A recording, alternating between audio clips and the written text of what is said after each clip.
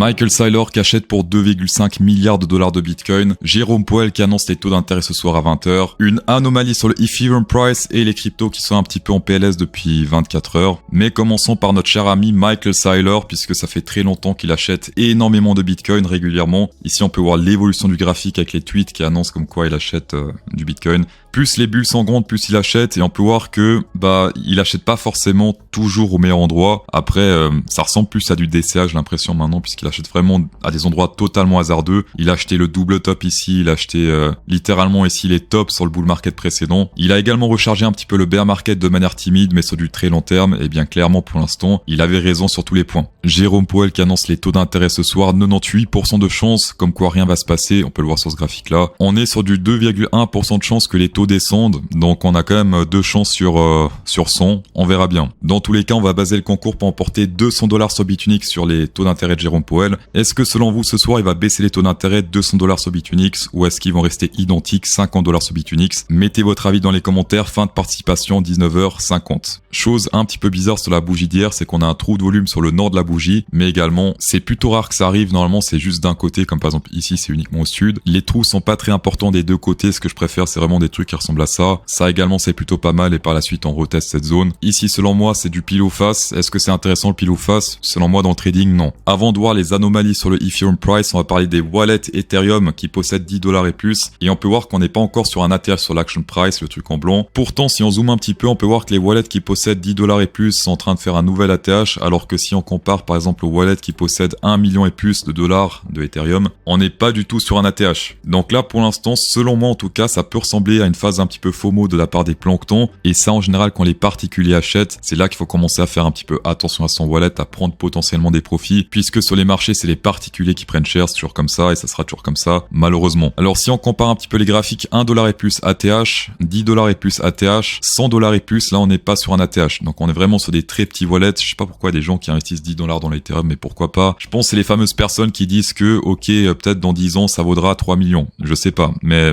non, ça sera pas le cas. Si vous appréciez ces comparaisons un petit peu underground que je partage sur la chaîne, une insertion de pouce bleu dans la vidéo ferait extrêmement plaisir, et pour les personnes qui sont là pour la première fois, un abonnement ferait encore plus plaisir, et de ce fait bienvenue à toi, tu es désormais toi aussi un trader underground. On va comparer un petit peu les net long et les net short qui fonctionnent plutôt bien, je trouve. Pour l'instant, il y a pas mal de shorters qui rentrent dans le game, notamment dans cette zone-là, et qu'est-ce qui se passe sur du court terme? On bouffe tous les shorters qui sont rentrés là par la suite, donc on pump, avant de réellement descendre. Et ici, qu'est-ce qui s'est passé hier? Pas mal de shorters sont rentrés sur ce dip-là, donc ils s'attendaient encore plus de dip, et par la suite, qu'est-ce qui se passe sur l'action price? On remonte, et sélection naturelle des shorts qui, pour l'instant, c'est pas encore produite, simplement parce qu'on peut voir ici que les shorters restent sur un niveau horizontal, et la sélection naturelle, c'est vraiment quand les shorters descendent, quand on voit une baisse des shorters. Là, ça signifie que des shorters se font éjecter. Si le prix monte et que les shorters baissent, c'est logiquement une éjection des shorts. Et si ça descend sur le prix et également sur les shorters, là on peut voir ça comme étant des prises de profit. Chose également intéressante, et ça c'est pas nouveau, souvent quand il y a plus d'acheteurs au sud perpétuels que de vendeurs, sur du court terme ça peut être bullish. Donc on a ça combiné avec pas mal de shorters qui sont entrés dans le game. Donc ici on a défini un bottom local, et dans cette zone là on a un truc un petit peu similaire, beaucoup plus d'acheteurs perpétuels que de vendeurs, beaucoup plus de shorters qui ont ouvert des positions. Pour rappel, la différence entre les deux, c'est là c'est des ordres qui sont pas encore ouverts, alors que là c'est des positions qui sont exécutées. L'évolution de mon arbitrage sur Pionex, pour l'instant on est sur une décorrélation positive en ma faveur, puisqu'il y a environ 40 $ de profit. Donc on est sur une décorrélation ENS AVCoin, ce qui est positif. Pour les personnes qui savent pas comment je fais pour faire de l'IA trading arbitrage, j'ai fait une vidéo que je mets en description, ultra concrète, ultra concise. Tapez dedans. Également le bot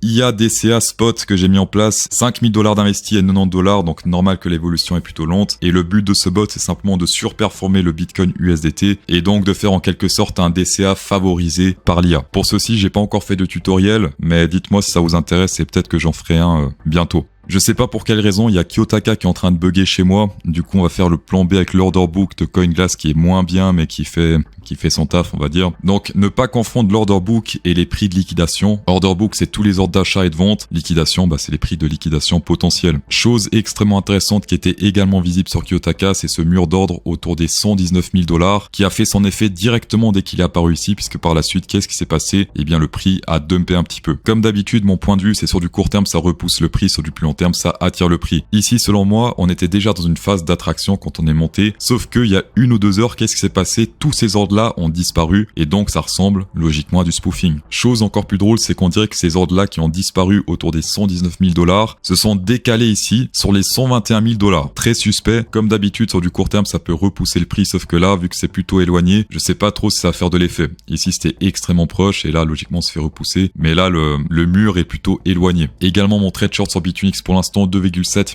000 $ de profit réalisé pour 500 $ de non réalisé. J'ai allégé la position, je suis passé de 600 000 $ à 300 000 $, simplement parce que les ranges parallèles ont commencé à faire un peu des fake out. Le point positif c'est que malgré les fake out, le stop loss n'a pas été testé et donc quand je lance un trade, mon but c'est de l'assumer. On va passer sur le Discord Underground Trading, toutes les personnes qui traitent sur Pionex, sur Bitfinex, peu importe, ont accès. Sans le Underground Trading, normalement toutes ces données coûtent environ 1000 $ par année, ce qui est extrêmement cher et c'est pour ça que je vous partage tout ça gratuitement. Pour l'instant, si on mélange Binance, Bybit et BitMEX, ça c'est les liquidations potentielles et non pas les order books, à ne pas confondre. On peut voir que depuis hier 12 heures, c'est devenu extrêmement jaune au nord. Pour rappel, plus c'est jaune, plus il y a de liquidation potentielle et plus c'est violet, plus il y a que dalle. Pour l'instant, sur du court terme, les 120 000 $ zone de sélection naturelle extrêmement intéressante. Pour rappel, les personnes qui se font liquider sont obligées d'acheter du Bitcoin, donc les shorters. Les longeurs qui se font liquider potentiellement sont obligés de vendre. C'est pourquoi si on teste cette zone des 120 000 $, eh bien ça peut faire un très joli pump juste avec les liquidations forcées, ce qui peut être extrêmement intéressant et nous mener tout droit aux prochaines zones de liquidation ici, plus ou moins autour des 122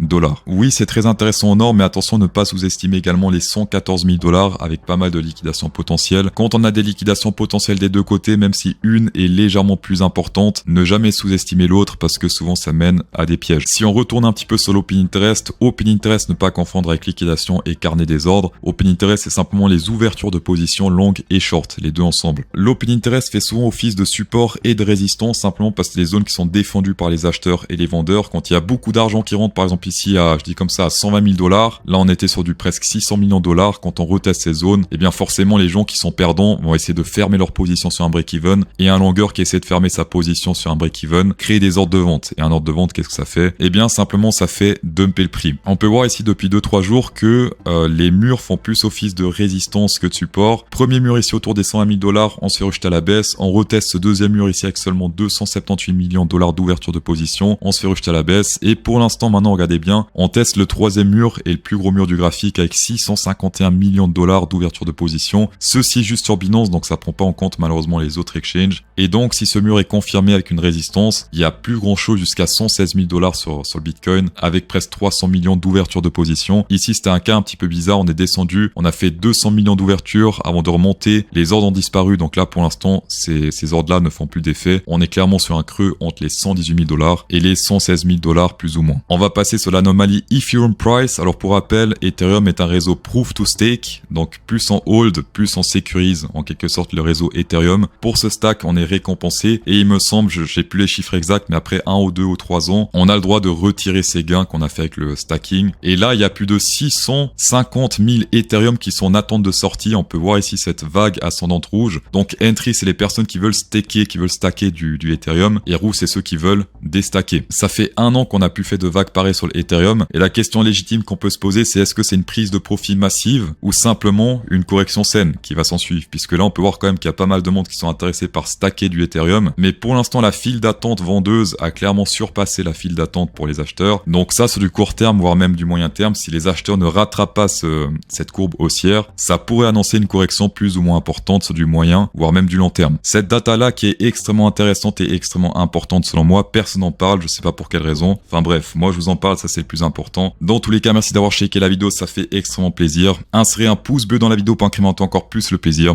et bonne soirée.